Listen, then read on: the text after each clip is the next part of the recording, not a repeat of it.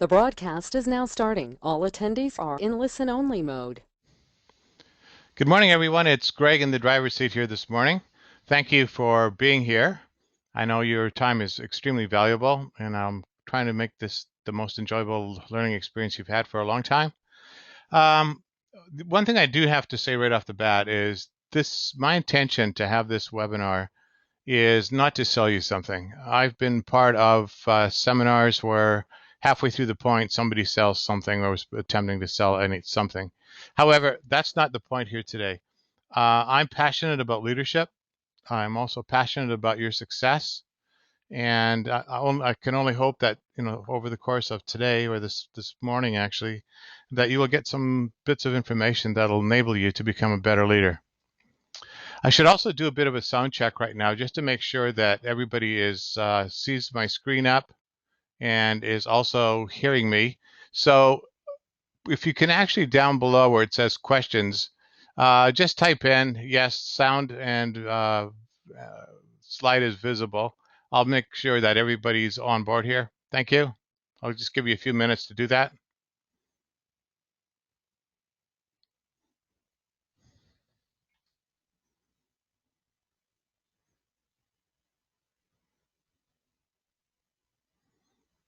Great, thank you. There's a whole bunch of you signing in right now. That's wonderful.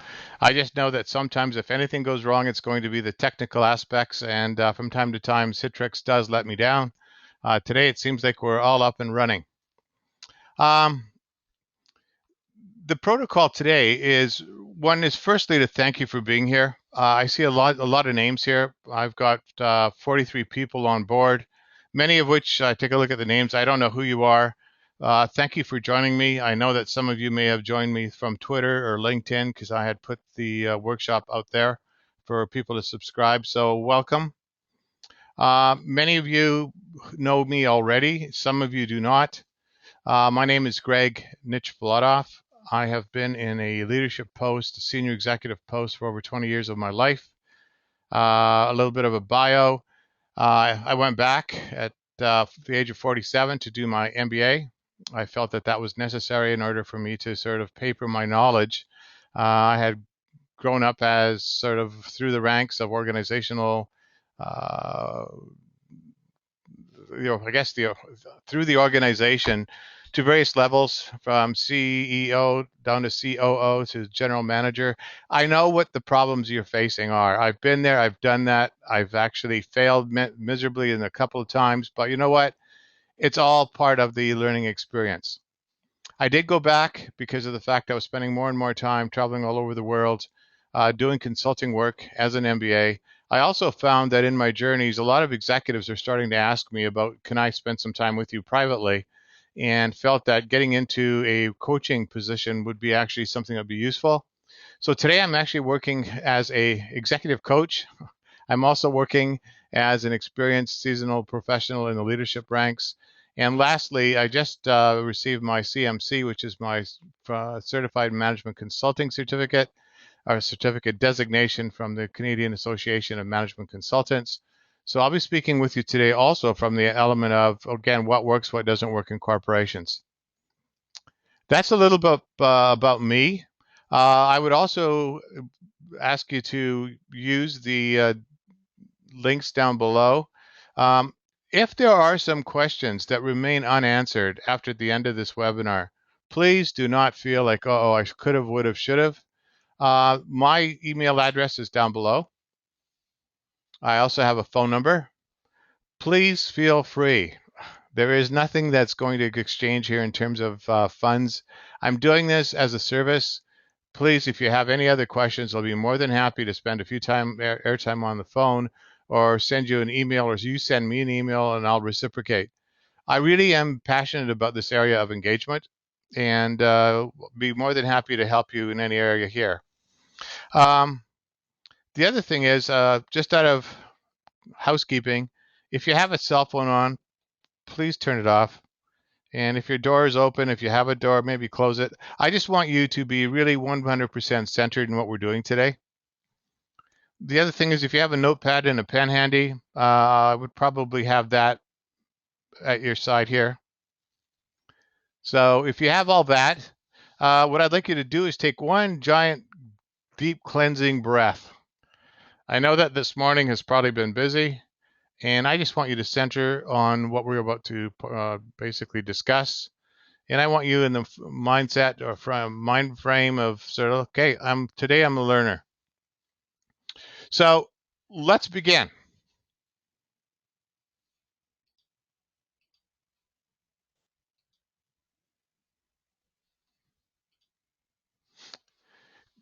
I've entitled this Closing the Engagement Gap for a couple of reasons.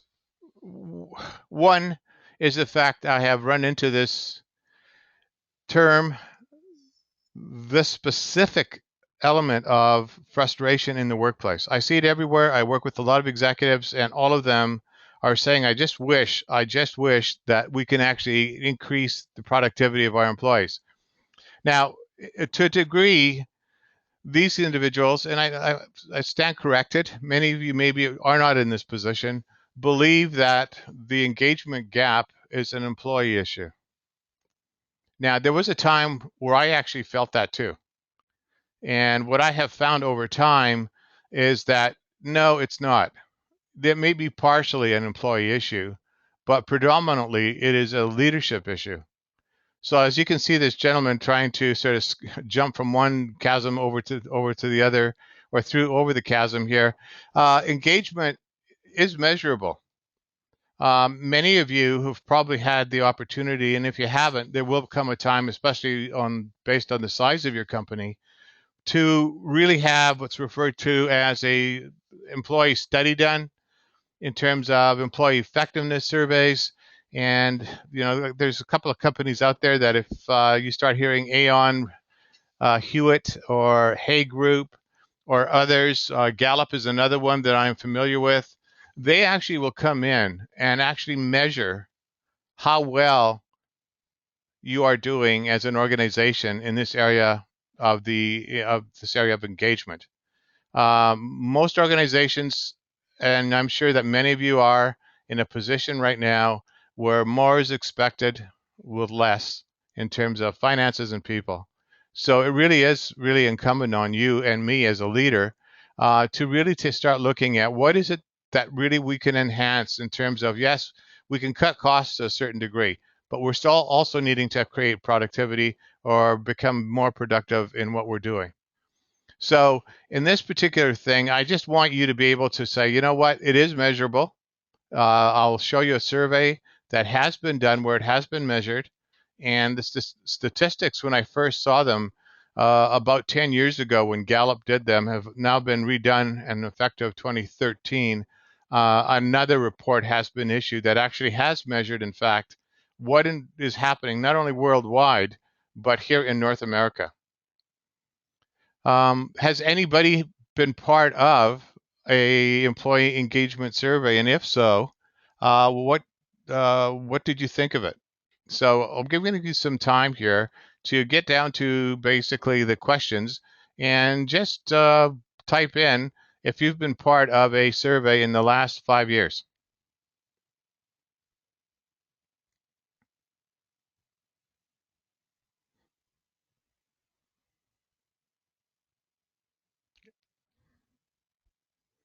Okay, I see one hand go up. Okay, there comes a couple more.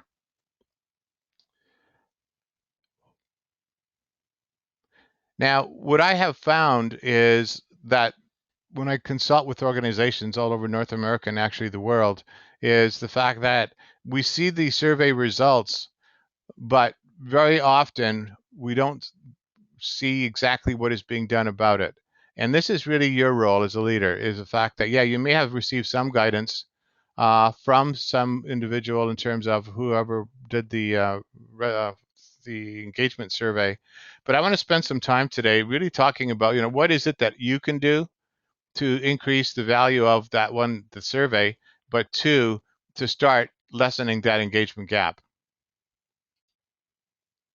So I want to show you what I refer to as the numbers. There was a show out there, I forget what it was called, it says, "Show me the money." This is sort of the same thing. The numbers speak for themselves. The surveys are all out there. They are accessible. And I would welcome you to take a look at just sort of maybe even your own survey. Here's what I have found from the research, and this is actually provided by Gallup in 2013. As far as the world workplace engagement. Now, when I first saw this, like I say, about a decade ago, I was staggered by what was happening in the workplace. Currently, the engaged workplace is only 13%. Now, stop and think about the ramifications of that. They also have said that actively disengaged, there's 24% of the population that are actively disengaged. What I found startling is, and I still do, is the fact that in the world, now there's socioeconomic issues that are actually brought into this. The economies of a lot of the countries worldwide in 2013, 2012 have not been that great. But look at that number of disengaged in terms of the workplace engagement. What's your first thought?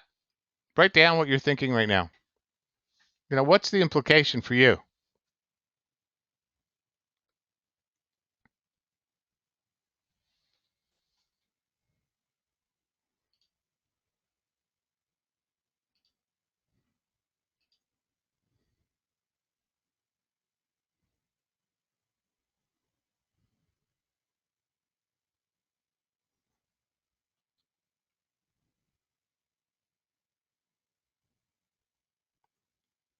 Yeah, absolutely, Carol.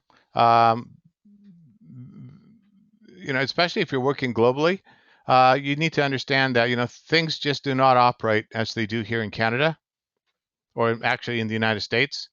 The other one that I find also just as, it is better, but not to the degree that I'd be jumping up and down. This is what's happening in the North American workplace in terms of engagement. Once again, engaged, 30%, well, 29. Actively disengaged is 18%. And the disengaged population is at approximately 54%. Now, what Gallup has found is that the cost to the U.S., Canada was not measured, is an estimated $350 billion in lost productivity. Now, if that doesn't scare you, I don't know what will in terms of productivity, in terms of, okay, how does this apply to me in my workplace? Greg, you're talking about North America. Yes, I am. But you need to understand that this can be and has been taken to the fact that it can be categorized in terms of what impact does it have on my company. And I'll talk about that in a minute. The actively disengaged, okay, staggering number. So what is disengaged? I have a lot of people ask me when I present this in sort of a workshop frame, what does disengaged mean? Uh, they're basically people that are very unhappy, unproductive, and basically are the ones at the water coolers spreading negative stuff. It's impossible for us to actually harness them in terms of innovation and growth and customer satisfaction. And this is the place where I find it sometimes when you actually go to department stores or whatever else, watch the faces of people and ask yourself, as far as customer satisfaction, what is reflected but what I see in that individual? And again, the other question comes to mind is, how do people perceive you? How engaged are you on a scale of, let's say, 1 to 5, being extremely engaged? And don't take it personally, but I'm just saying the fact that we are somewhat responsible for our own actions, but sometimes the environment around us, our workplace environment, sometimes stinks, and we really, are sort of victims of the circumstance. And if you're one that is creating that environment, today is probably going to be a good day for you, because I'm going to show you some things that you can, in fact, change around you. McLean and Company is another research company that I spent some time doing some research around when it comes to engagement. And what they have said, there's a growing percentage of employees are what they refer to quit and stay. They mentally or physically show up, but mentally they're somewhere else. And they go through the process, and they're hard to find in the process. But what McLean has established is the fact that of those that were disengaged, 55% that their performance declined. 55% say they spent time at non-related issues in the workplace. 49% that they did only what was required to get the job done. And people, this is my frustration, is the fact that we need to find some way of starting to ratchet these numbers up. They're not going to happen by themselves.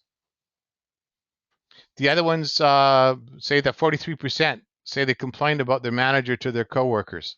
That too is an issue because of the fact that that becomes a negative spiral that really starts affecting the entire organization. And typically when they're doing all this, they're pointing their fingers directly to the manager. You've probably heard the expression, people join the company and leave their managers. And that is so true. And I think unequivocally, the statistics right now are in fact starting to prove that correct. Now, the other thing is what Gallup has found is work groups with high levels of engagement experience. Now, for those of you in the retail trade, 22% higher profitability, 21% higher productivity, 10% higher customer engagement. Those of you that are online from HR, look at the last two, or the second to last two, 37% lower absenteeism, 65% lower turnover. We do know in terms of HR statistics that on average, a person leaving an organization in terms of turnover costs, that is having to recruit somebody else, bring somebody else up to speed, costs in the vicinity of $60,000 to $100,000. So yeah, this 65% turnover is a fairly substantial figure. Those of you that are in mining industry or the sectors out there in terms of incidents and accidents, 48% fewer safety incidents have resulted from high levels of engagement in the workplace. So engagement in the workplace is actually, it's a global issue. I just wanted you to be aware of some of the numbers as they actually are out there and are being collected and documented. Here's the impact. Now we talked about stuff in North America, yeah, and the world, and people go, yeah, so what? That doesn't really apply. Yes, it does. If you actually reduce this down to what does it really mean to me and my organization, the first sentence is the one that you should be actually mindful of. Gallup is estimating that disengaged employee costs. Take a look. For every $3,400, you're actually wasting an organization. For every $10,000 salary. What I'm saying, well, it's maybe not so much wasting, but the cost to your department, to your organization of disengagement is roughly $3,400 for every $10,000 of salary. Now, that to me is a fairly staggering number when you take a look at it. And that's why when Gallup did the research, they said disengaged employees cost the American economy close to $350 billion. Let's really focus on the fact that for every $10,000 worth of salary in my department, if you're managing a department, or my company, if you actually have access to the G&A figures in terms of salary and salary compensation, and look at this ratio, it's pretty mind-boggling. What are your thoughts right now? Down below in the area where it says questions, do you want to just write down what you're thinking right now?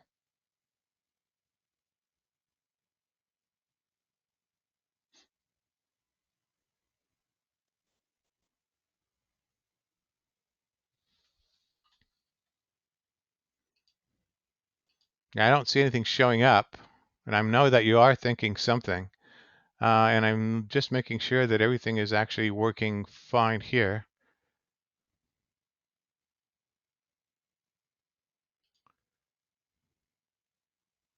Thank you, Sam. Yeah, he was saying the third statement is really important to him. Yeah, and I was going to touch on that a little bit later. So then let's spend some time there right now. This is actually the multiplying effect. And I spent a lot of time working with managers and leaders in the coaching realm. And this comes up, I would say, 50% of the time in our conversations is, the morale in this place, the negative attitude that I sense is happening. And it may not be in my department, but I can see it in other departments. Very, very true. Is, if I'm negative, chances are I'm going to tell somebody something bad about the organization. And it's going to affect somebody else. And we need to get around this. And I'll show you some methodologies as we go through the slide deck in terms of what you can do to really re-engage people. Robert, has spent some a question here into where are we here, Robert? Let me just take a look at, how do we re-engage the disengaged? I'm glad you asked that question because I'll be sharing that just momentarily with you.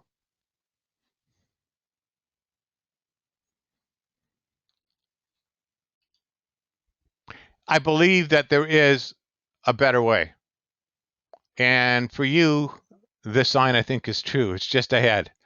I have experimented with a lot of stuff over my, I guess, 30 years in business, and there are some things that have worked. I can also tell you that I have read numerous books, and I mean 20, 30 books in this area of engagement, and some of them is very theoretical and esoteric. I have been accused by a lot of my colleagues as being a pracademic, a practical academic. It's really important to really understand that I don't want to waste your time here today, and I really didn't want to waste my time. I experimented in what I refer to as sort of the leadership laboratory of things that have worked. I have worked with best practices of organizations all through North America over the last decade in my consulting practice, and there are some things that are showing up that are consistent and they're happening from company to company. And I want to share that some of that knowledge with you today. First is you need to earn the right to lead. And I have a lot of leaders say, "Yeah, but I'm in a leadership position." And I go, "Yeah, so what? What are you doing today to be better in terms of being a leader?" Now, I guess a lot of people say that that's really difficult. Absolutely, it is. Leadership is not for the faint. Leadership is probably one of the toughest things that I have experienced in my entire life. And the more complicated the company is, the more it becomes difficult. Some of you I know are online from healthcare. My hats are off to you because I don't think I've seen anything like I've seen in the last 10 years when it comes to cutbacks and productivity levels and all sorts of stuff. That's why it's important to step up and really start assessing your own skills in terms of how can I do this better. Alain says, how can I get one agent to be engaged? It's really easy, and I mean, I'm not making light of this, but once you know the fundamentals of why people really want to step up and do their best, you can start deploying that on a one-off basis. You can start deploying that on a team basis, and we'll spend some time talking about some of this as we go forward.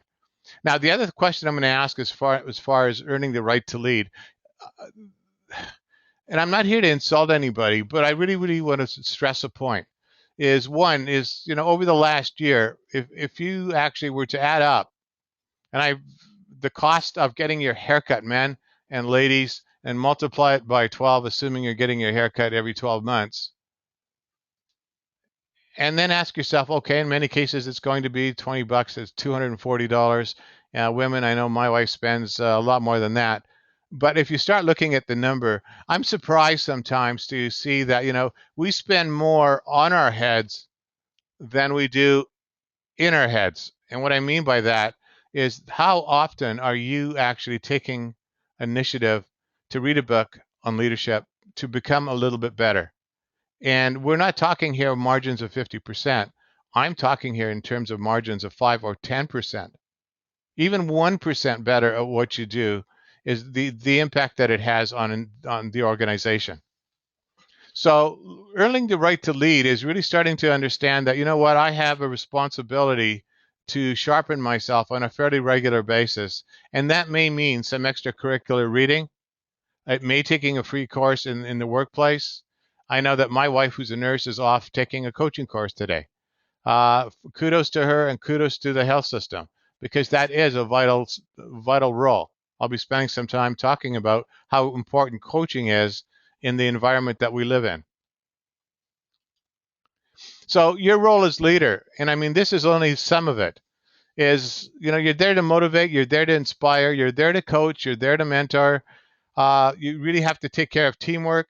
Again, part of this entire thing is, what is my vision? And leading by example. I mean, all of this is critical. And then many of you say, well, yeah, but I have more responsibilities. I totally agree. You probably do. And ultimately, it's to win, to actually make a difference in the workplace. And this is what, I'm wanting to spend some time. I want you to make a difference starting today.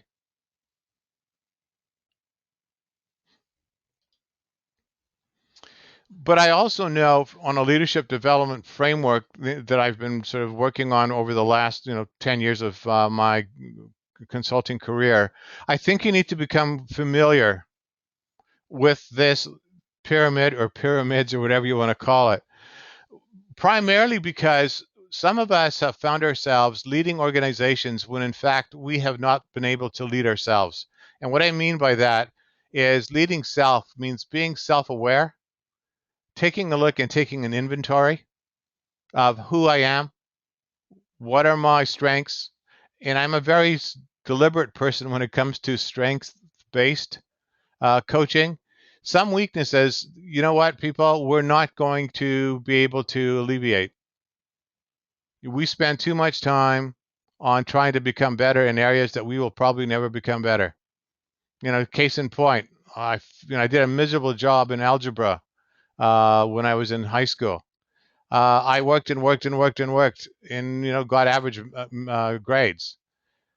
How much time do I dedicate to that? Actually, at this point, zero, because it really doesn't affect my effectiveness in what I'm doing. As a leader, though, there may be some things that are career limiting. Integrity, for one, is one. Saying what you're going to do, not ever doing it. Yes, those are weaknesses, and yes, you have to sort of fix those out. But by and large, I am really adamant around developing your strengths. A strength-based leadership is, I think, the corollary to success in the workplace. Know what it is, know what they are. There are all sorts of assessments out there. Some of them are free. Some you're going to have to pay money for.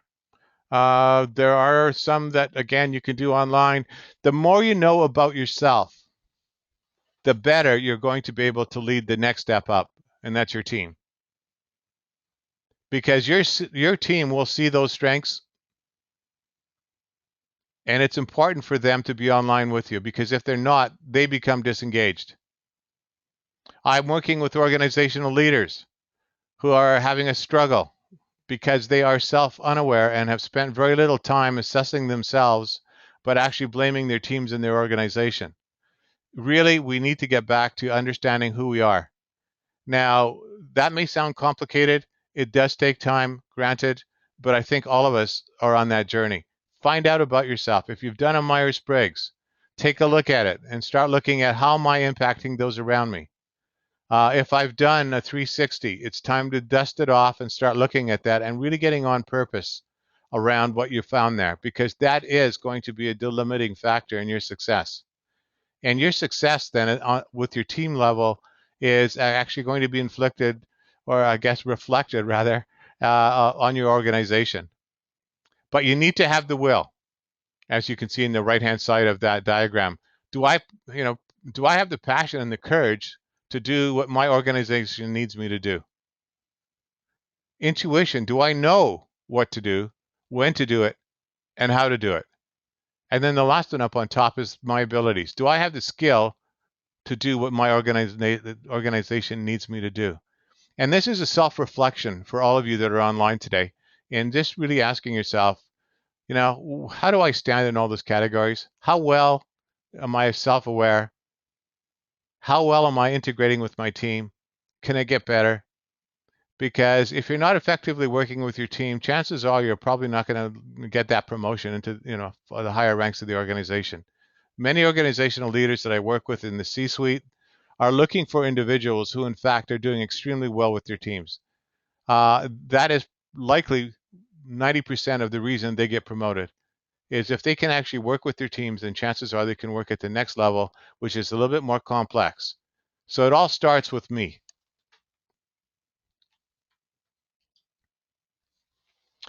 Self-awareness. I'm going to ask the question, will you see this image? What are you thinking?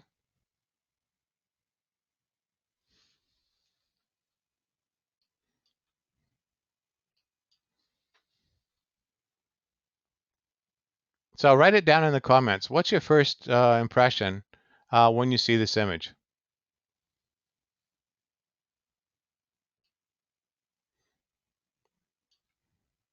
Yeah, gossip in the workplace, how others perceive, worrying about worrying about what others think. Lynn, you said gossip. Michael, unapproachable. Looks like a negative culture. Sam, thank you. Alan, dissatisfied employees. We care too much about what others think about us. Michael, gossip. Robert, the two are talking about her, but she has no idea they are talking about her. Absolutely.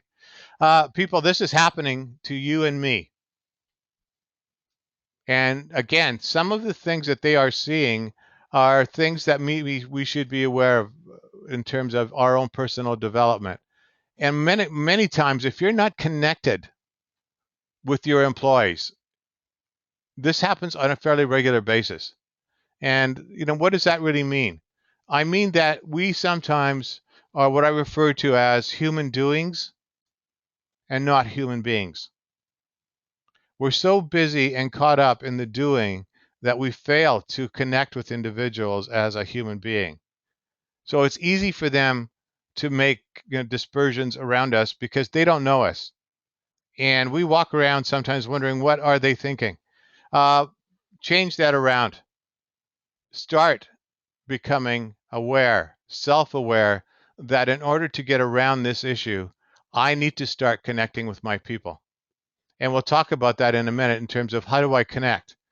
Because again, we're running at 110 miles an hour, and some of you may be at 120, and we fail to connect with our reports, with our peers, and in some cases, frankly, with our supervisors.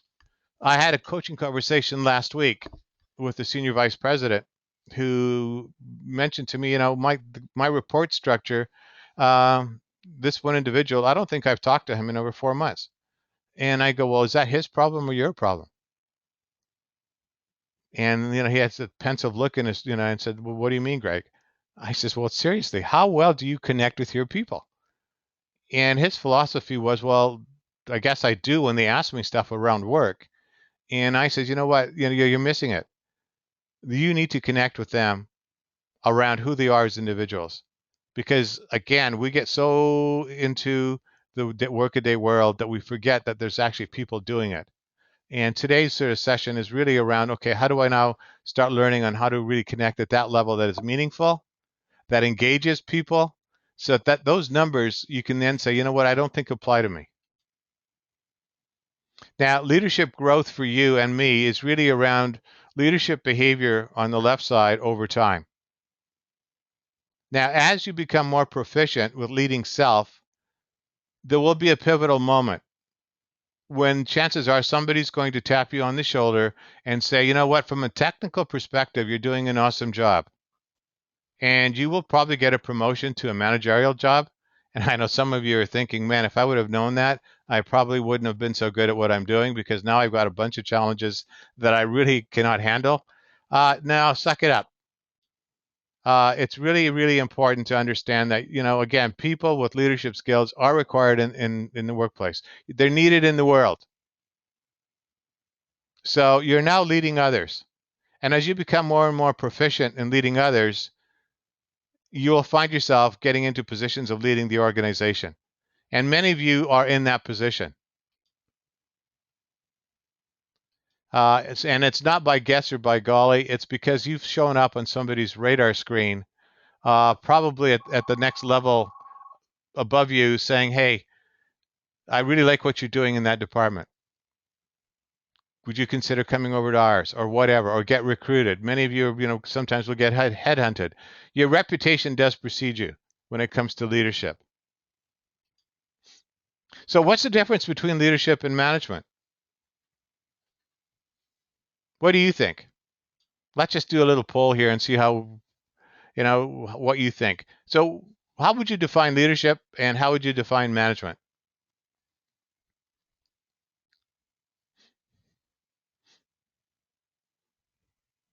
So write it down below.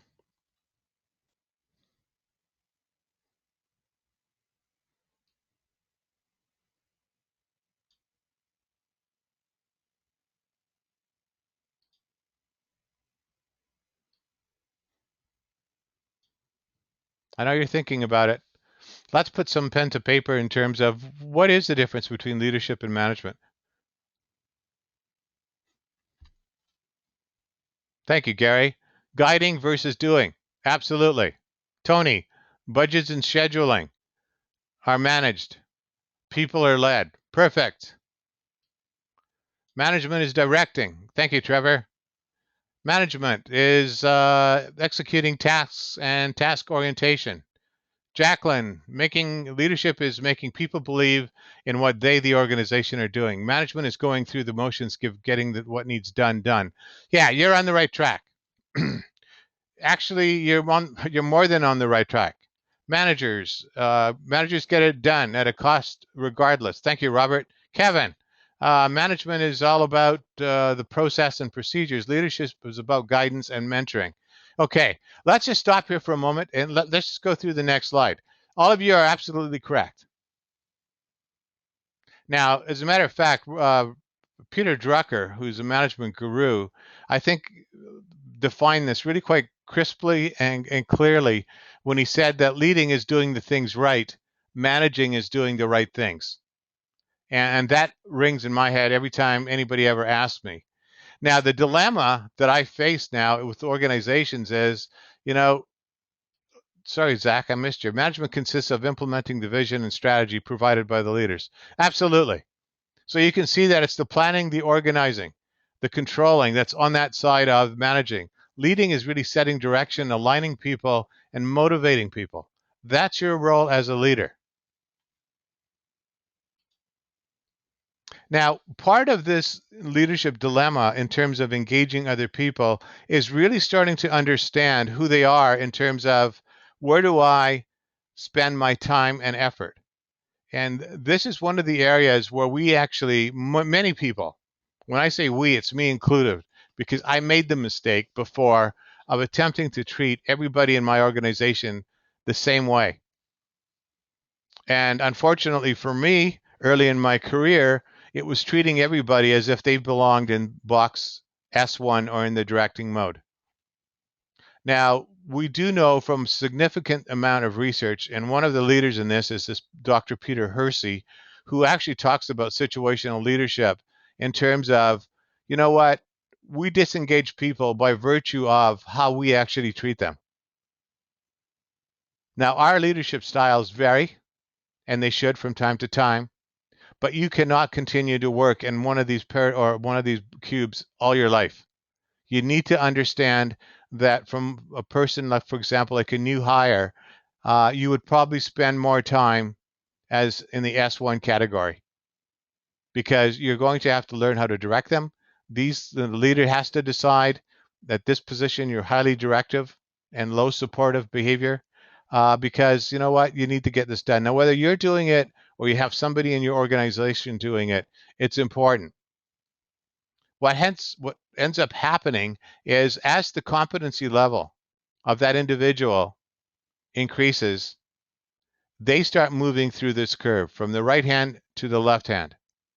I also see on the other side leaders who are personally giving away a lot of work to individuals that basically have not achieved the competency levels or the technical skills, and they become, in fact, the employees become very disengaged because they're basically giving assignments to individuals that they think are competent when in fact they're not, and they're failing miserably.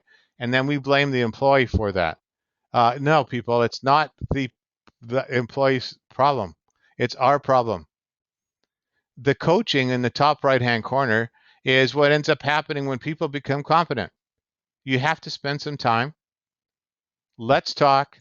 let's collaborate, let's look at ways of improving the situation, and then you move them into that supporting role in terms of what is it that you think is important. Give me the options. Let's talk about the options and spend some time outlining what may in fact work. And then saying, okay, go ahead and try and see what happens. So they're on a continuum. But we do fail as leaders sometimes to really understand where our employees, or in terms of our reports, are on this continuum. We sometimes believe that, once they're there, they're always there. And that's a false pretense. We need to understand that they are moving through a continuum, and we're responsible for that. When I talk with employees when they've actually been dismissed, and I ask, what went wrong? And I would say 90% of them would say, you know what, I just honestly did not fit in there. The manager always kept telling me what to do. I was never supported. It just was not a very pleasant situation. And then I go back to the company that's hired me to do the outplacement, or whatever you want to call it, and I start talking with them. And I get a lot of people going, "Wow, did not know that." Uh, I don't want you to be in that position of saying, "I don't know that," because I need you to start looking at, how am I working with my people? How am I connecting with them to allow them to actually graduate from S1 over to S2, over to S3, over to S4? Because the more directive you are, the more resistant people are to change. Now, if you take a look at follower readiness, you'll know that then the S1, they come on board as typically low competence and a high commitment. And that's true for most positions. Now, I have people ask me, well, can I actually be in D1 after I've been in a company in 3 years after a promotion? Absolutely. Because what's happened is you've actually been shifted into another role where, in fact, maybe your competency isn't that high, or if you've been put into another department, it really is important to understand where you are along that continuum in terms of your own personal readiness. I'm not.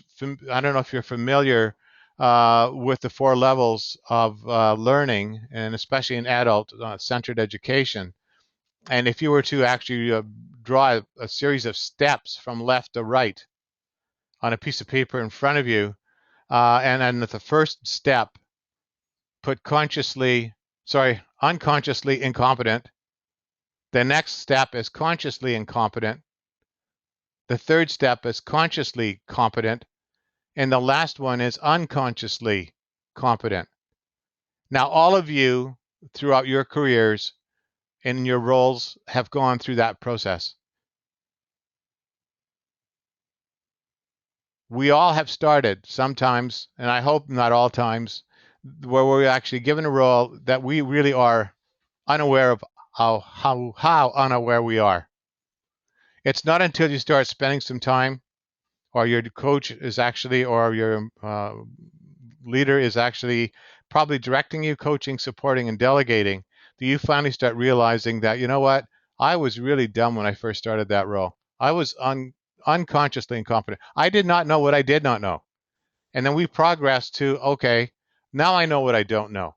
And that's being consciously incompetent. And that's starting to take the next step, what I call failing forward or falling forward, to really start saying, okay, now what can I do? And that's when you become consciously competent. Many of you that are on this line are very consciously competent by virtue of the fact that, one, you're here. You're wanting to become consciously competent in this area of leadership and engagement. And it takes an effort. After you do this time in and time out again and become really proficient at this, you will start doing this unconsciously. And this is where ultimately I want all of you to be in what you're doing in terms of your leadership skills and your engagement skills, is to become unconsciously competent. You do it and you don't even know you're doing it. And others around you are watching this and saying, man, if only I could be like, Robert, Alessandra, Zach, Kevin, Jeremy, Lynn. And they look at you in awe, but they don't know the price that you've paid. And the price you've paid is actually going through this continuum on your own and really becoming consciously competent, and then becoming unconsciously competent. And that's your role as a leader in terms of engaging your people, is really to start taking them through the uh, the situational leader matrix. No, by the way, people, I know that some of you are madly scribbling.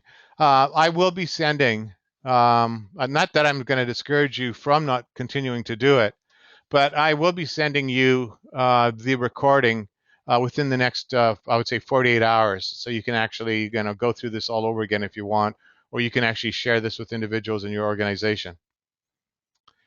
This one particularly, for those of you that are compliant and really want to learn about the leadership, situational leadership, is one to spend some time really understanding where you actually have to be supportive and where directive behavior is best.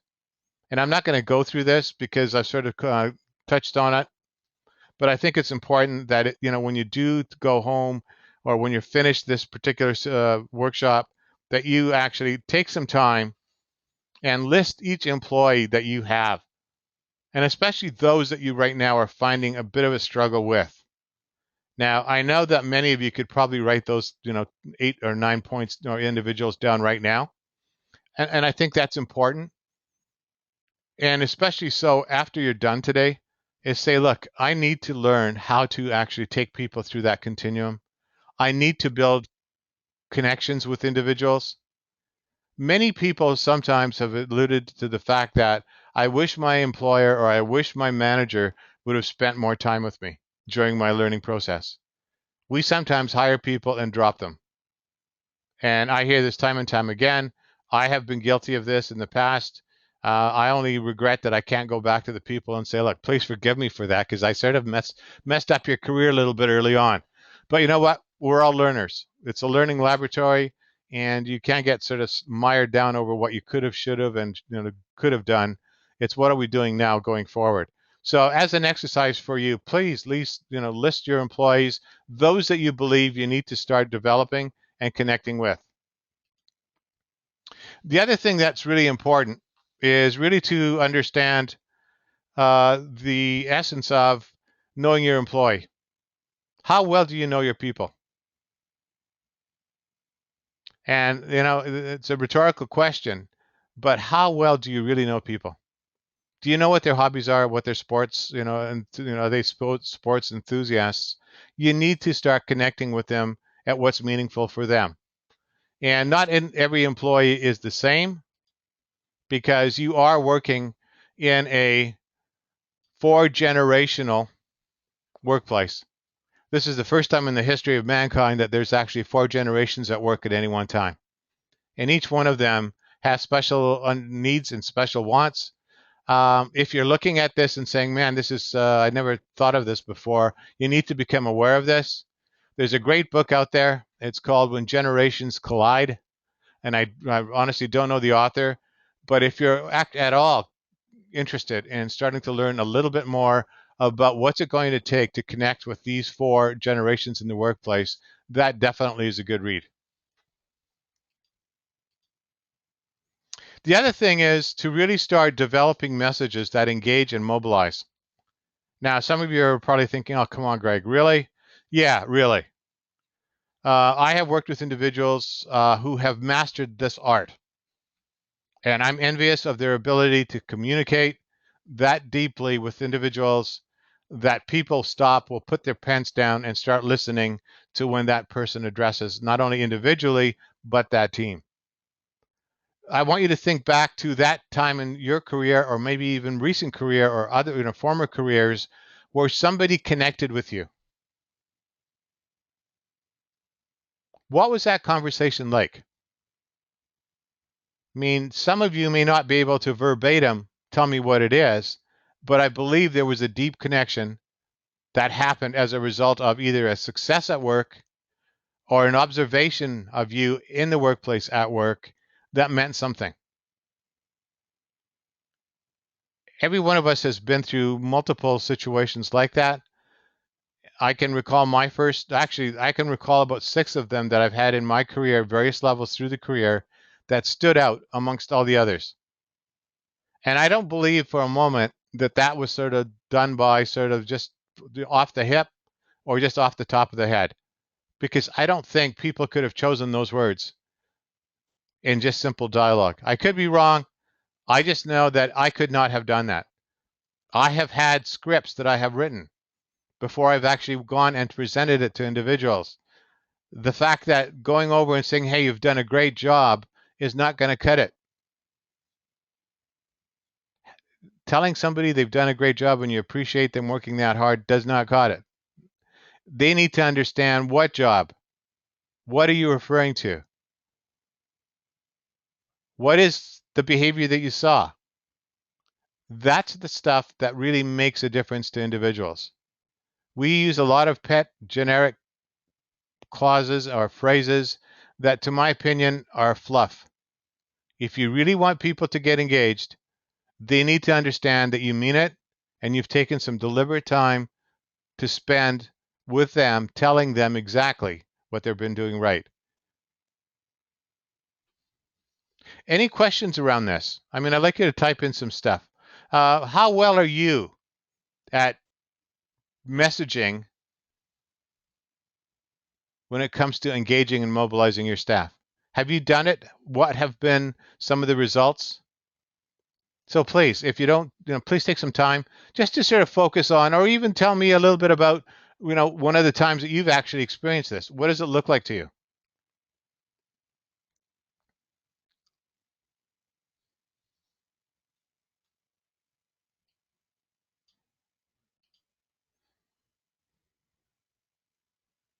Thank you, Dave. Inspiring, caring. I still say I would do anything for leader X. Okay. What does that tell that individual? That Dave cares, that he is prepared to sacrifice to get something for somebody. It's, again, being selfless. And I think as a leader, we have to be selfless.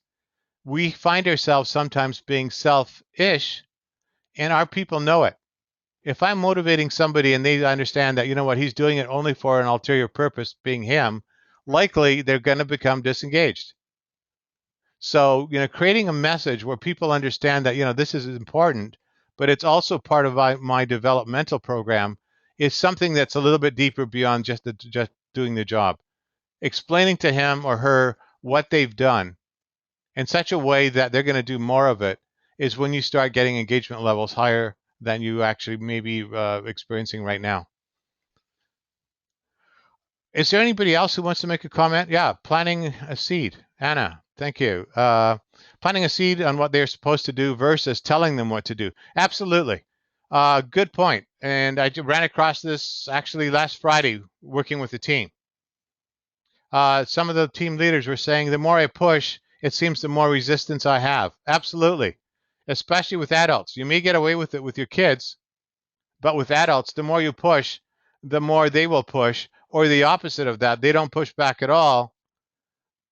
And guess what happens? They become passive aggressive.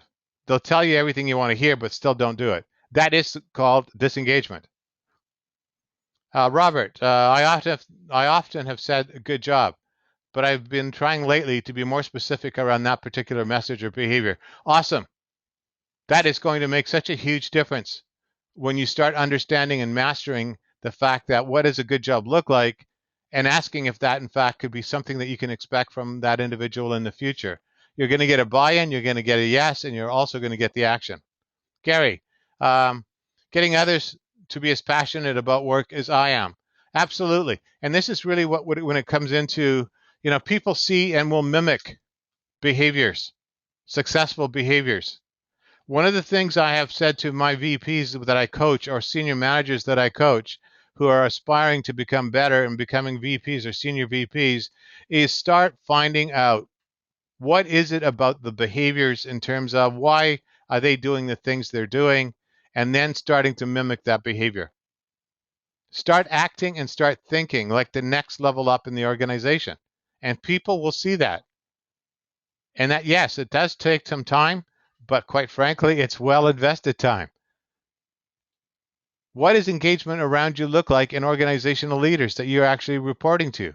Start looking at that and start asking, yourself, how can I become more like that? And it will bring up your level of your level of leadership. But more importantly, It's going to bring up your level of engagement. When people see that you're engaged, they become inspired. Whoops, let's go back. Sorry about that. The other thing is around role design in organizational work is when you're working with individuals, especially when you're onboarding, be quite specific around what their role is and in designing that role. We fail sometimes to be specific. I've had individuals that I have talked to after they have left an organization and said, well, honestly, I didn't even know what my role was there. I just was asked to do this and I was asked to do that. And it became Groundhog Day, the same day over and over again. And yeah, I've done it for 14 months or 18 months, but it would have helped if I would have had some dialogue with my manager on at least a quarterly basis around, am I achieving, am I doing what needs to get done? Am I accomplishing the roles? Please, people, in terms of engagement, talk to your people around how are they doing at work in terms of their roles and responsibilities. Are there things that they need to help, that they need your help in developing? That's critical. We always make the assumption that people will come and ask us. Don't make that assumption. They won't. This is one of the major, I guess, crooks in the road. And, why I say this is I have failed miserably in the past in this. I had to really start looking at the fact that, what, not everybody's a mind reader. And I have sort of been really vague sometimes in my career. And this is when I go back 20 years. I have learned over the last 20 years or the last 15 years of my career that the clearer the expectations, the better the result. People do not get up in the morning and say to themselves, I wonder how I can screw up today. And I know some of you are snickering and laughing. Yeah, I mean, whose intention is it really? Nobody's. But without expectations, how do we fulfill what's really expected of me? We may look like we're screwing up. And if that's the case, then again, the onus is back on your leader, your manager, to really sit down with you and have these expectations discussed. Let me go back. Sorry, I'm sort of getting ahead of myself here. And, again, I can't stress how important this is in that level of engagement. When I have worked with individuals who have gone through an executive employee effectiveness or an engagement survey and have looked at the results around, certain departments, why is it that certain departments, and I was, privy to one that was done by Gallup, I guess last year, where it was not evenly spread throughout the organization. There were some departments that weren't as good as others. And, again, the manager asked me and sort of said, I sort of was talking to one of my colleagues and, his level was around 37%. And I go, okay, yeah, work to be done. And I says, just out of curiosity.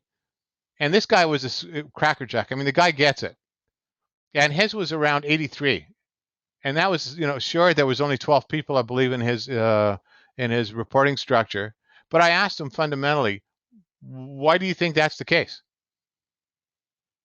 And he did not hesitate. He says, I spend a lot of my time connecting with my individuals, letting them know specifically what is expected, telling them what good work or output looks like, and then leaving them to the task of accomplishing it.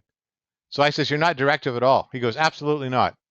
He says, I've learned in my career that does not get me anywhere, and it discourages my people when they feel, excuse me, that my leader or my boss or my has told me what to do.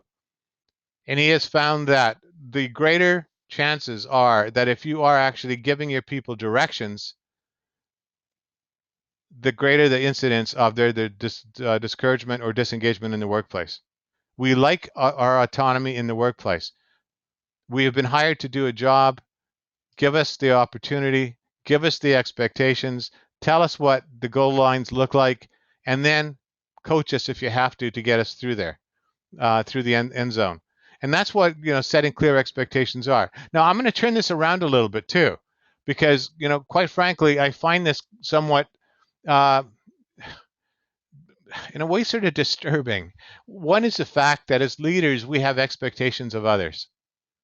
And the question I'm going to pose to you, and as I have to a lot of my coaching clients, is have you ever asked your employees during a quarterly review what they expect from you? And I mean, honestly, if I could only get $1 for every time I've seen that sort of blank look in people's eyes, many people have said, you know what, Greg, not really. What I'm asking you to do, people, because of the fact, again, we're dealing with engagement today. Get engaged, get in the process. You better start understanding that there are expectations of you. And if you're not asking for them, make today at least one thing that you do today as a result of this is next time you spend some time with people, ask them, what are they expecting from you? Make this a bilateral working relationship. Does this make sense?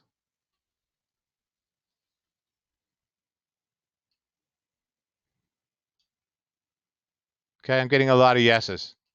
My only ask today is of you, one, start becoming proactive and meeting your people and surprise the heck out of them by asking them what are they expecting from you in order for them to be successful. And then start getting a pen and pencil out because probably for the first time in your life, you're going to get people asking, hey, I just wish you would spend more time. I wish I had more face-to-face time. I wish that you would give me more feedback, positive or negative. And when I say negative, that means constructive feedback. You'll be surprised. Not only that, but people will start understanding that, I've got this premise that I've used all my life in work is that people don't care how much you know until they know how much you care. And it's that caring element that you want them to be successful. Thank you, Gary. I care, you care. Absolutely. I mean, for those of you that are looking at this, great phrase. I care, you care. It takes both of us to make this thing happen. What we're fighting in organizations where more is expected with less is that we're trying to do this by ourselves, leaders. We are trying to move the herds of individuals to the finish line, but they are not prepared for whatever reason to ask you for support in certain areas. So if you're not asking, you should start asking. What are their expectations of you? They may need a sit down. They may need a coaching session around a certain element, having a difficult conversation with somebody. If you leave them and assume that it's going to happen, it's not going to. And this is the problem. We make too many assumptions in the workplace. Let's get clear around the expectations.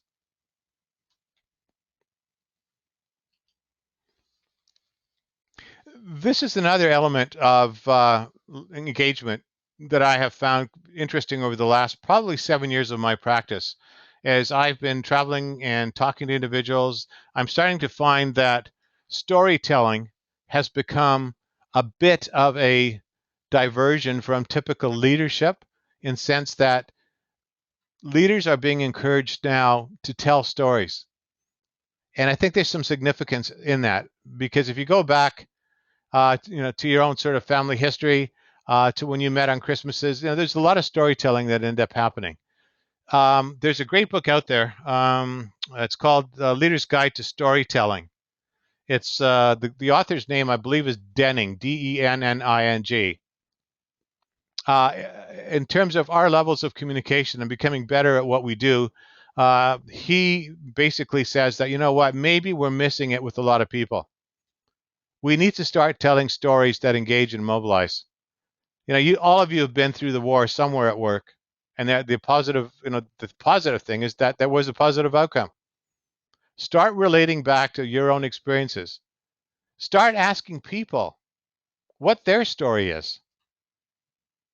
The last time I did that with a client, right off the bat, we started talking, and this is before I even started an engagement process in terms of starting to work with him. I actually used exactly what you see in front of you. Dear, whatever his name was, I'm not going to share that. What's your story? And I sat back and listened for about an hour. And, I sort of walked away from that and said, wow, this guy has been probably waiting all his life to offload that.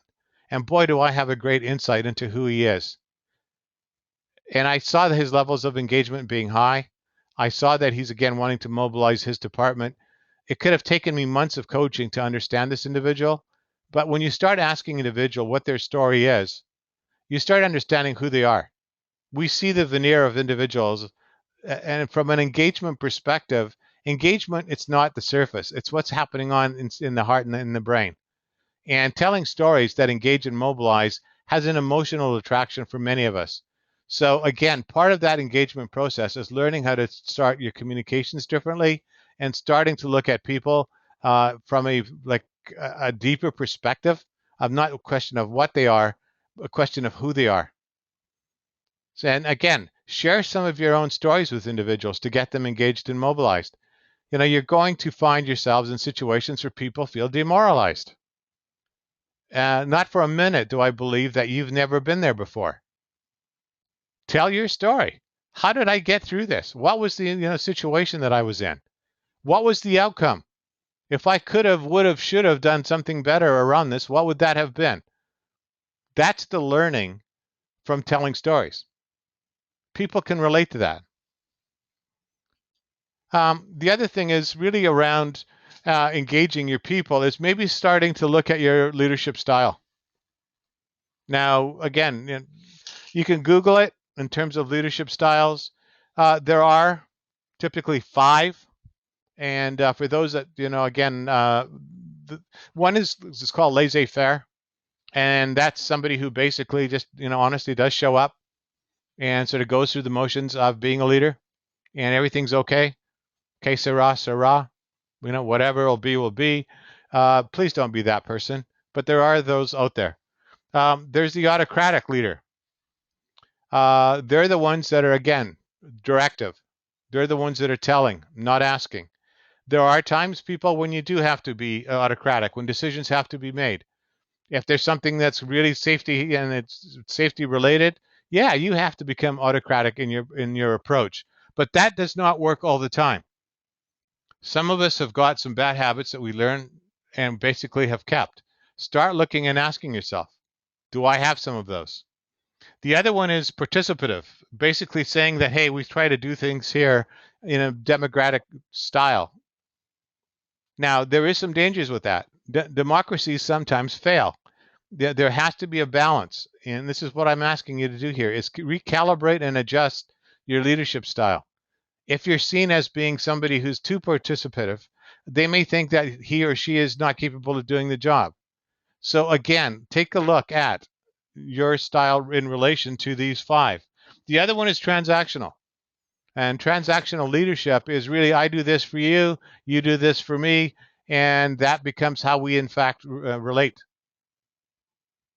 Now, the last one is it's called a transformational leadership style, where a lot more coaching, a lot more face-to-face time, a lot more connecting starts happening. And transformational, it really depends on high levels of communication. So if you're finding yourself at 110 miles an hour and not having time, you may have to start asking yourself, am I really communicating as well as I can be? Because the people around you need to be transformed. It's not a transaction, it's a transformation. And it's the same thing in organizational leadership. It's not a transactional motivational thing, it's a transformation motivational thing. So take a look. I will probably send a link to some of this in terms of material. I just didn't want to become so heavily laden with slides. But if you are curious about your leadership style, you can go and Google the 5 leadership styles and have a read at that, and then make some incremental adjustments. Here's one that I sort of grabbed. Please, this is my sense of humor. This is not the 8 types of leaders, but you sort of get the point. I like that cheerleader. You guys rock. Who wants a pizza? Yeah. Or the other one, the windbag, blah, blah, blah, blah, blah. Yeah, that's all they do is talk. So, we all fit in this tongue in cheek somewhere, but I think if you look at the other 5 types of leadership, you'll find yourself in one of those. Oops, let's go back here just one second. Review your rewards and system and your recognition system. Uh, when in fact, this is one of the areas that we talk about as being disengaging. People say, yeah, it's the money. Frankly, people, it's not the money. I'll show you some research done around this, and it's not about the money. Okay, acknowledge each employee appropriately. Not all people want to be, again, congratulated in public. If you're into, understand Myers-Briggs, introverts do not like the limelight. You're embarrassing in people. In fact, when you're asking and congratulating somebody in public, sometimes introverts need to be sort of just you and him, you and her. So just acknowledge each employee appropriately. Understand that. When we talked about, around compensation, I get a lot of people saying, why do people show up at work? And here is a theory of motivation as presented by Frederick Hertzberg, who's been around doing stuff for Harvard for over 20 years. And I think, if anything, if you can master the top three in terms of engaging your people, most people, when you really ask them why do they come to work, you'll see that money is way down the bottom.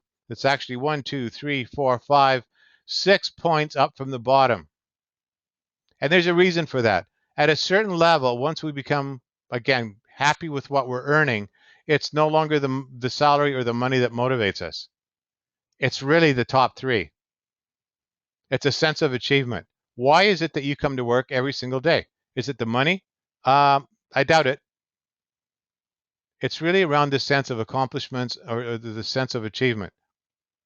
Now, the question to you is, how often have you ever asked that question of a report for them to define what they believe and how they define achievement? And I think it's important to take some time here and just sort of think about that for a moment.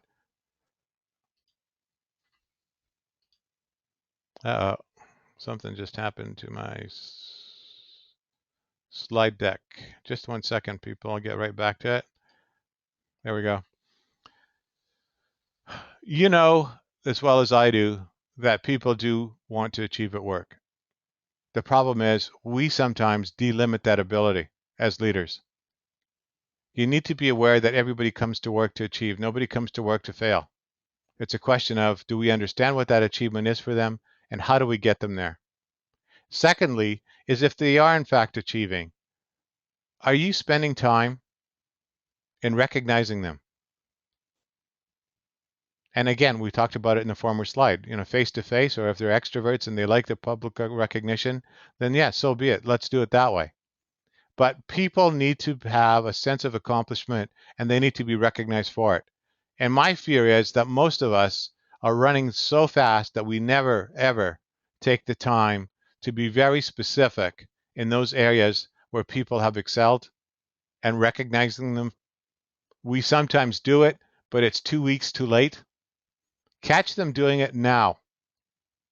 Take the time out of your busy schedule. You can be late for a meeting by recognizing somebody. It's really that important. And secondly, if the achievement and the recognition are done properly, then the work itself becomes fun. And what I've again experienced working with individuals now and clients and teams and executive teams is when you have these three clicking and they're working, engagement levels go through the roof because people have a sense of achievement, they're being recognized for the work, and the work itself becomes a driver in terms of wanting to come to work. And this can all happen by all the things that we've actually talked about today. And then the third one, if you really want to go, or the fourth one is actually getting a little deeper, is this sense of responsibility. People want autonomy. If you're a micromanager, that's not a good thing because people feel like, you know what, I will be held accountable and held responsible. Just tell me what it needs to get done. So if we can master these three for sure, and the fourth one, you'll see the level of engagement go up. People will care about the bottom line because they see that I'm being taken care of and my levels of expertise around achievement, recognition, and the work itself. They will not become arm's length employees, as I refer to them as, where, yeah, you know what, Mr. Leader, you go make it happen, and I'll help you where I can. I want people to become right there beside you. I want them to become partners in the workplace. And to do that, we need to sort of assess where we are with people. What are we doing differently? Next thing is really develop your employees for the future. Not for today, for the future. I think sometimes we spend too much time focusing on what's happening today and not catching our breaths and saying, what can I do for you today? We sometimes have this philosophy is, what can you do for me? No, drop that one.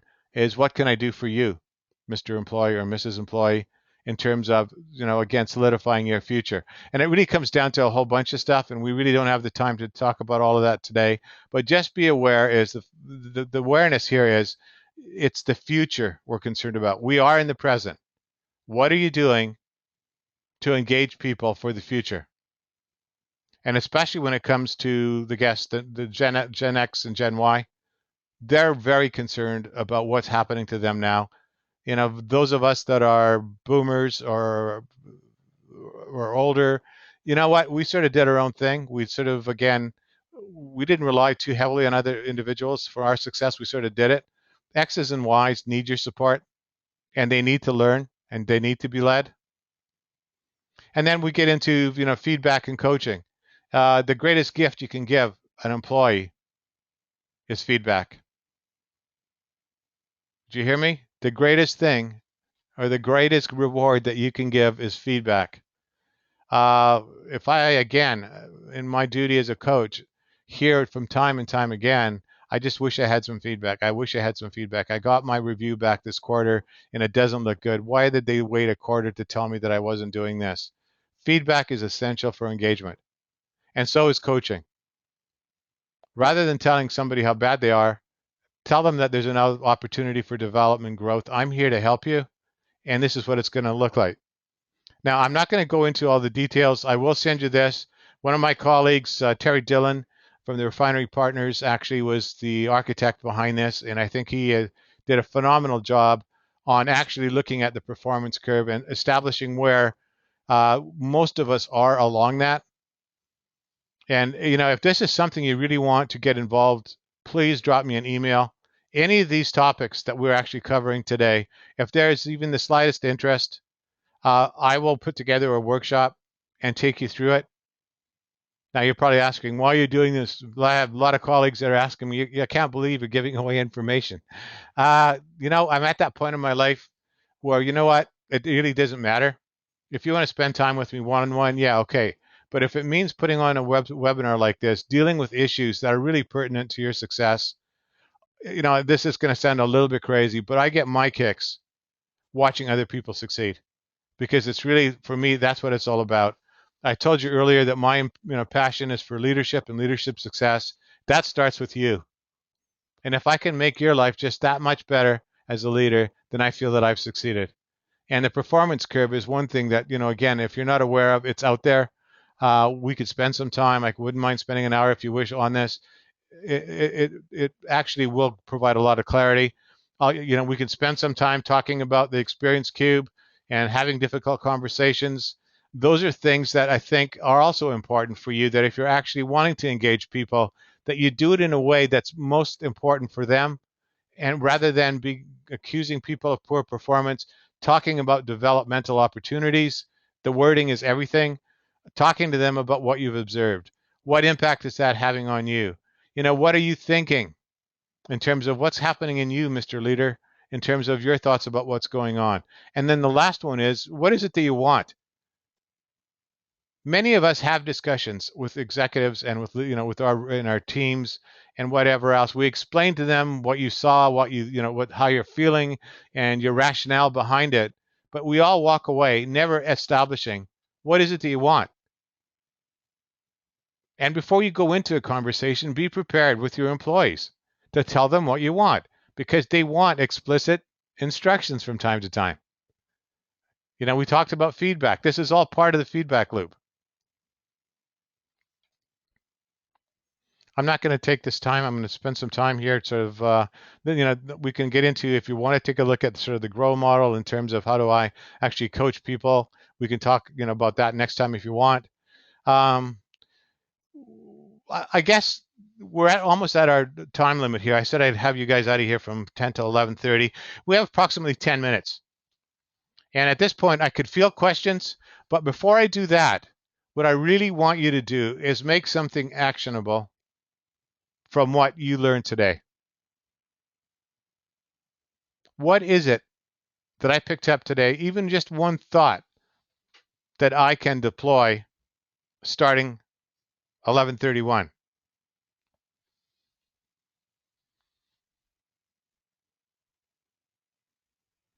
What's your idea? You can do the plan. What is it that I really want to accomplish when I get out there as a leader? We covered a lot of material today. An engagement process is, in fact, a contact event. You can't be passive about it. And many of us have been passive.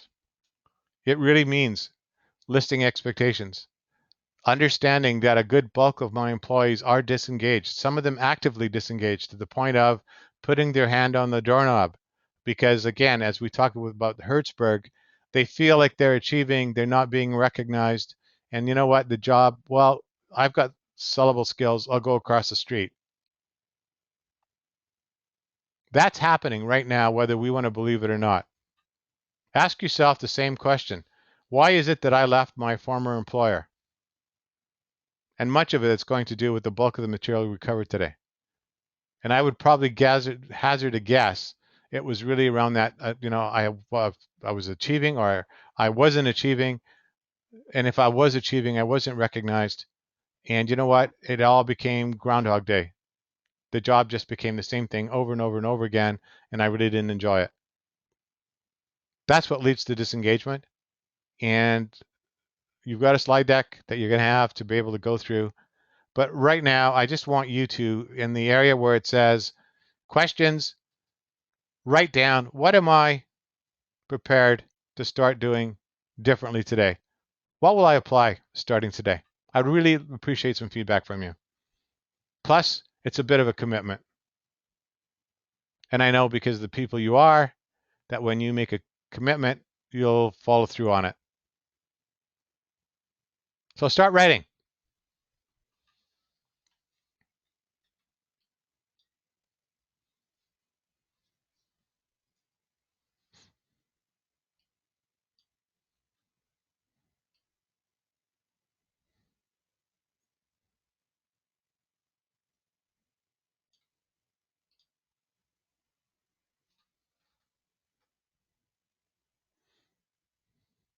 Yeah, Dave, I'm sorry, I sort of missed your comment. When we were talking around sort of the stories, Navy SEALs deliver commencement speeches. They tell the story of their tough, horrific experiences and to establish connection and foundation for leadership lessons. Absolutely. Gary, you mentioned the fact you're going to define roles more clearly. Absolutely. Now listen, buddy, if there are any questions you have, all of you, send me an email. I will be more than happy to spend 15 minutes with you if that's what it takes to help you along your way. I really want you to make a difference in this world. Kevin, I'm going to start by asking my staff rather, what they need from me and giving me more frequent constructive feedback. Absolutely. Thank them for it. Thank them for the gift of feedback. Tony, get to know my direct reports better. Absolutely. Gary, incorporate more storytelling, experience and share. Absolutely. Let me know how that works. Drop me an email.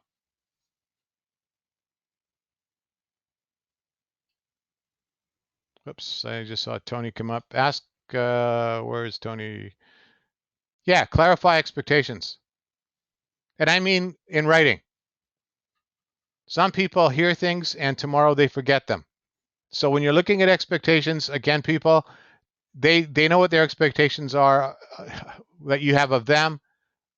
Ask them to put it in writing so you can work on them, so you can come back and say, hey, this was an expectation. Here's what I've been trying to attempt to work on. How am I doing? Make it a dialogue, not a monologue. I will set clear expectations. Thank you, Mike. And solicit feedback in my staff's upcoming evaluations. Perfect. Again, you start doing this. Ask direct reports what they expect of me. Thank you, Tony. Start acting like the next level up. Thank you. Robert, I want to review the 11 points and rate myself so that I know where I need to start. I'm interested in learning the situational leadership grid. Drop me an email, Robert. Actually, if you do want to learn more about it, the book, where is it? I see it in my library. It's called The Situational Leader. And if you actually just do a Google search for Hershey, as in Hersey, I think it is, Heirsey.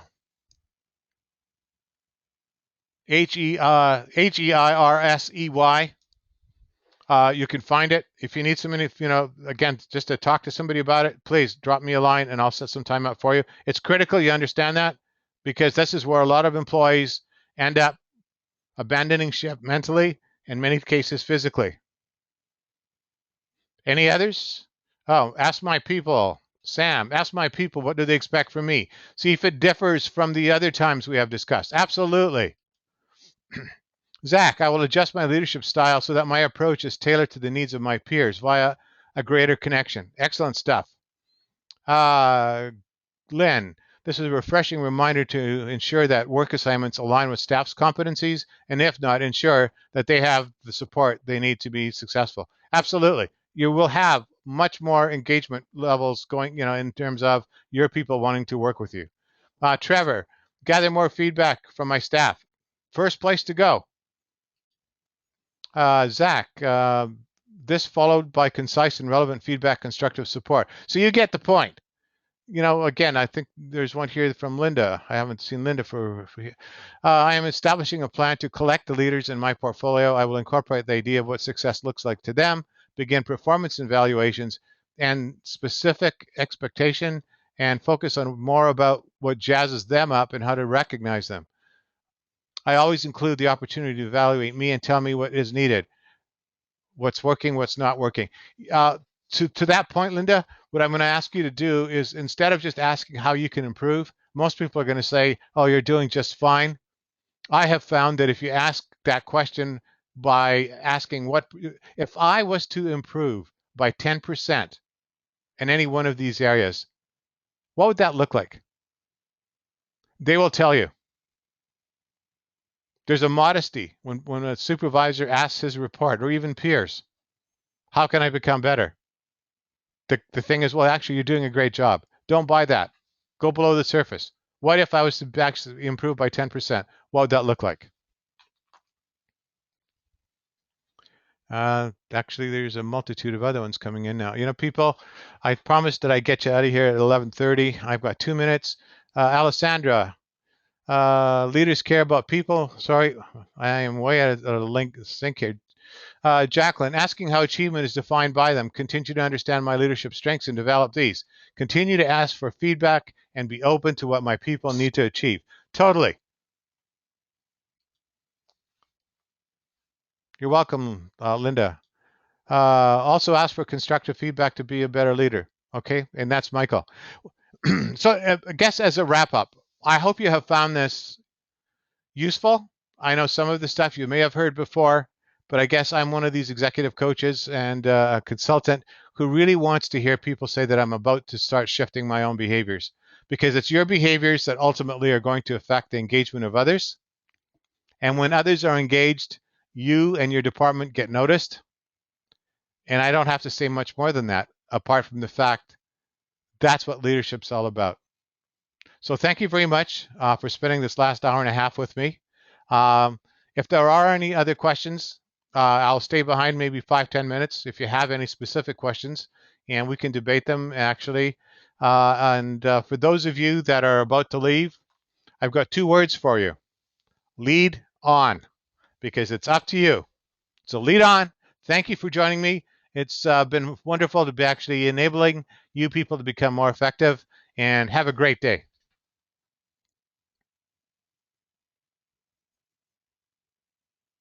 So for those that want to remain behind and want to spend a little bit of time in chit-chatting, if you need more additional information, please take this time in the questions box to specifically ask in terms of what I can do for you.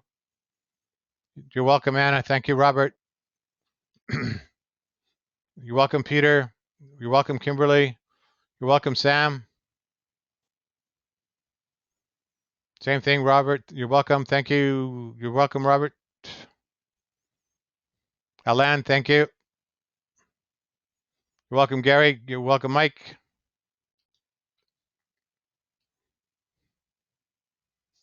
Any questions for anybody who's still online?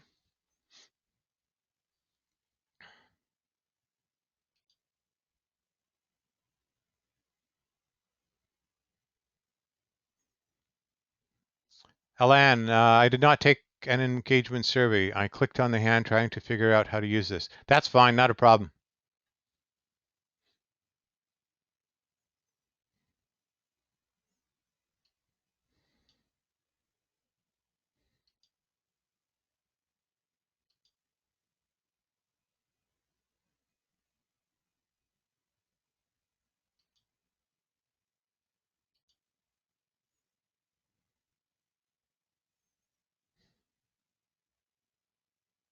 I know there's 14 of you still out there. Are you thinking or are you writing? You're welcome, Kevin. You're welcome, Dave.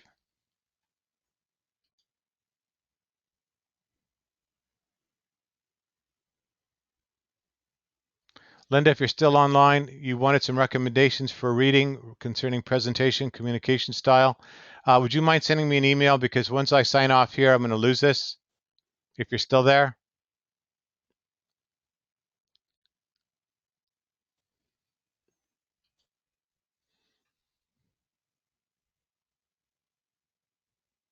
Dave, you're there. Sorry. Now that it's just me, no big organization with an LDP program, do you offer some services for self-leader planning? Yeah, I do.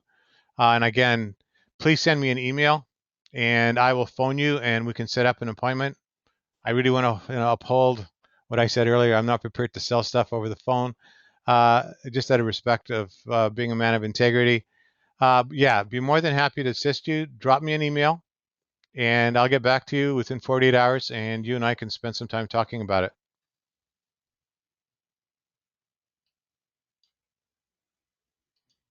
You're welcome, Sean. You're welcome, Linda. I'm down to 11. Hi, Greg. Roger. Hi, Greg. I was having one of those conversations and was late to the beginning of the meeting. Are you going to make the entire deck available to the participants? I would like to be able to catch up on what I missed. Absolutely, Roger. I did mention up front that I will be sending the entire recording, slides, and audio to all the participants within 48 hours. Thank you for coming. If I think it's the Roger I know, I'm not sure. I only have the name Roger. I know many Rogers, but I'm just going to leave it at that. Thank you for the comment.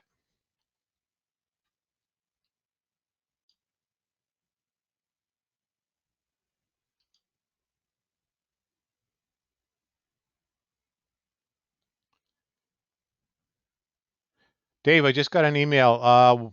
I don't know what you want me to send, and I don't know which Dave it is. Oh, there it is. Yeah, I do have your email now. Will do. Thanks. Please email me. What would you like, Dave? Let me know.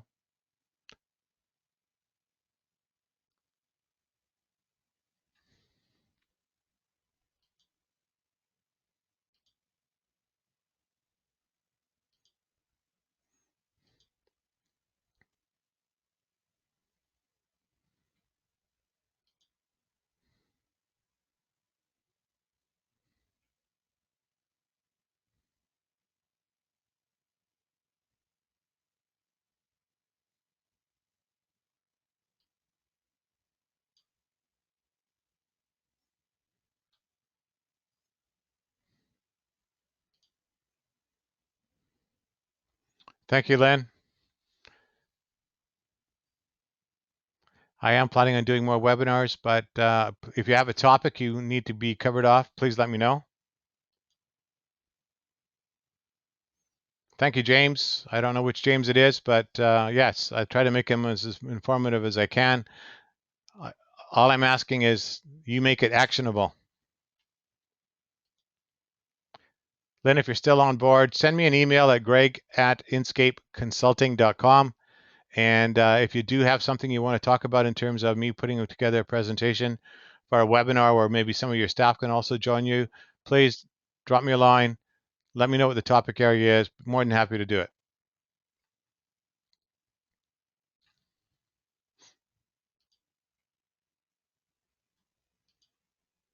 Thank you, Jeremy. And I know which Jeremy this is. I appreciate your feedback. You've done many of these things before. Thank you.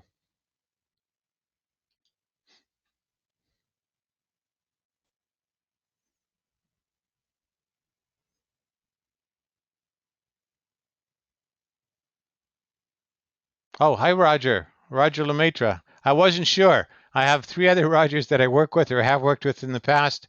Great to hear from you. Yeah, if you send me your coordinates to greg@inscapeconsulting.com, I'd be more than happy to start a dialogue with you. I'm downtown literally every day except today when I'm actually doing webinars or doing one-on-one coaching. So I'd be more than happy to get together with you. And I'm thrilled that you're here in Vancouver.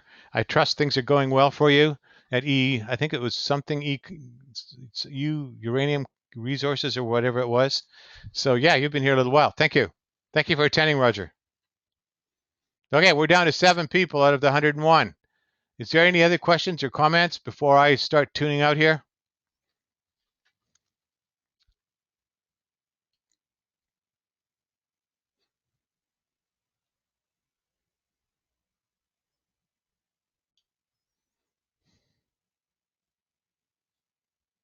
Okay, for the purposes of this conversation in this webinar, I am going to officially close it for further communication and dialogue. Thank you for attending. Goodbye until next time.